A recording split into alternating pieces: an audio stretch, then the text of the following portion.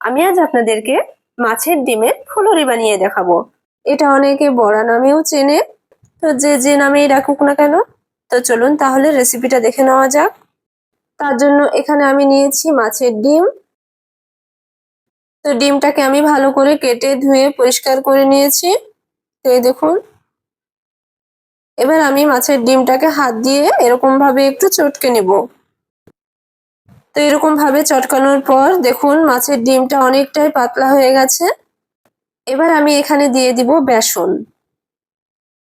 তো আমি এখানে 1 বাটি মতো বেসন দিয়ে দিয়েছি। তো এখানে বেসনের কোনো মাপ নেই, আপনাদের যতটুকু দরকার ততটুকু আপনারা দিয়ে দিবেন। তো এখানে এবার দিয়ে দিলাম হলুদ গুঁড়ো, লবণ, আর দিয়ে দিব শুকনো লঙ্কার গুঁড়ো। তো এগুলো এবার আমি ভালো করে মেখে নিব। এখানে এবার আমি অল্প অল্প করে পানি দিব আর এটাকে ভালো করে মেখে নিব। তো একবারে বেশি পানি দেওয়া যাবে না, তা না হলে খুব বেশি নরম হয়ে যাবে। তো অল্প করে পানি দিতে হবে আর এটাকে মেখে নিতে হবে। তো এটা যত বেশি ফাটানো হবে ফুলুরিগুলো তত বেশি স্পঞ্জি হবে। একটু সময় নিয়ে এটাকে ফাটাতে হবে। তো এর ঘনত্বটা এরকম হবে, এই দেখুন। তো খুব বেশি গাঢ়ও না আবার খুব বেশি পাতলাও না। আর এটা ফাটানোর জন্য যদি আপনাদের হাতে সময় কম থাকে তাহলে এখানে সামান্য বেকিং সোডা দিয়ে দিবেন। তো এটাকে ভালো করে মিশিয়ে নিব। তো এটা আমার ভালো করে মেশানো হয়ে গেছে। তো এবার আমি এটাকে ভেজে নিব। তার জন্য আমি গ্যাসে কড়া বসিয়ে দিয়েছি। এবার আমি এখানে দিয়ে দিব তেল। তেলটা আমার গরম হয়ে গেছে, এবার আমি এগুলো ভেজে নিব। এখানে আমি একটু ছোট ছোট করে ভেজে নিচ্ছি, আপনারা চাইলে একটু মোটা করেও দিতে পারেন। এগুলো যখন রান্না করব তখন ফুলে আর একটু মোটা হয়ে যাবে। তো এইভাবে করে আমার সবগুলো দেওয়া হয়ে গেছে। তো একটু নাড়াচাড়া করে এগুলোকে ভেজে নিতে হবে। তো খুব বেশি লাল করার দরকার নেই, হালকা লালচে কালার আসলেই এগুলোকে তুলে নিতে হবে। তো এগুলো আমার ভাজা হয়ে গেছে, এবার আমি এগুলোকে তুলে নেব। তো আমার সবগুলো ফুলুরি ভাজা হয়ে গেছে। তো এই দেখুন, তো একটা ভেঙে দেখাই ভেতরটা কেমন হয়েছে। তো দেখুন ভেতরটা কত সুন্দর ফাঁপালো, একদম স্পঞ্জের মতো নরম তুলতুলে হয়েছে। তো এই দেখুন, আপনারা চাইলে এটা এরকম ভাবেও খেতে পারেন। তো এবার আমি এটাকে রান্না করে দেখাবো। তার জন্য কড়াতে দিয়ে দিয়েছি তেল।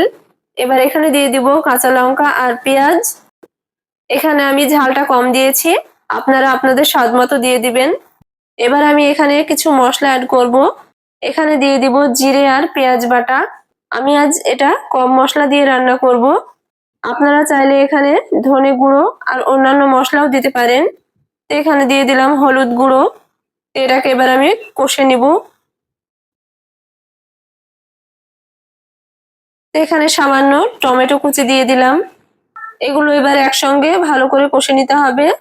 মশলাটা কষাতে কষাতে এখানে আমি একটু তেল দিয়ে দিয়েছি। তো আমি এখানে মাছের ডিম একটু তুলে রেখেছিলাম, সেটা ভেজে নিব। এই দেখুন, তো আপনারা চাইলে এটাকে আগেও ভেজে তুলে নিতে পারেন। তো এইভাবে করে আমি একটু ভেজে নিব। তো হালকা করে ভেজে নিলেই হবে। তো এবার আমি একসঙ্গে এগুলোকে কষে নিব। এটাকে একটু কেটে দিব, তাহলে তাড়াতাড়ি ভাজা হয়ে যাবে। তো এটা আমার হয়ে গেছে। এবার আমি এখানে দিয়ে দিব পানি।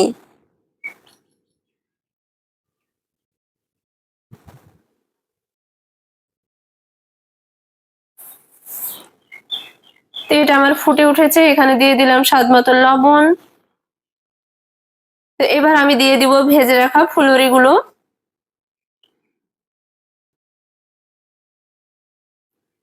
এগুলো রান্না করতে খুব একটা বেশি সময় লাগে না, কিছুক্ষণ ফুটিয়ে নিয়ে এটাকে নামিয়ে নিতে হবে। আর এটাকে ঝোল ঝোল অবস্থাতেই নামাতে হবে। নামানোর পর এটা অনেকটাই ঝোল টেনে নিবে।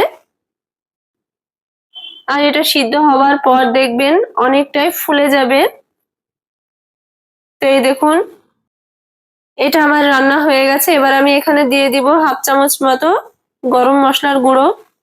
এটাকে আমি একটু ভালো করে মিশিয়ে নিব। তো এটা আমার হয়ে গেছে, এবার আমি এটাকে নামিয়ে নিব। তো দেখলেন তো তাহলে কত সহজে বানিয়ে ফেললাম দারুণ স্বাদের একটা রেসিপি। আপনারাও এইভাবে একবার বাড়িতে বানিয়ে দেখবেন। এটা ভাতের সঙ্গে তো দারুণ লাগে খেতে, ছোট বড় সকলেই খুব পছন্দ করবে। তো আপনারাও একবার এইভাবে বানিয়ে দেখবেন। এগুলোর ভেতরটা তো একদম রসগোল্লার মতো রসে টইটুম্বুর হয়ে আছে। তো চলুন তাহলে একটা কেটে দেখাই ভেতরটা কেমন হয়েছে। এই দেখুন মুখে দিলেই মিলিয়ে যাবে, একদম স্পঞ্জের মতো নরম। তো ভিডিওটি আপনাদের কেমন লাগলো অবশ্যই কমেন্টে জানাবেন। ভালো লেগে থাকলে একটা শেয়ার করে দিবেন। চ্যানেলটিকে সাবস্ক্রাইব করে পাশে থাকবেন।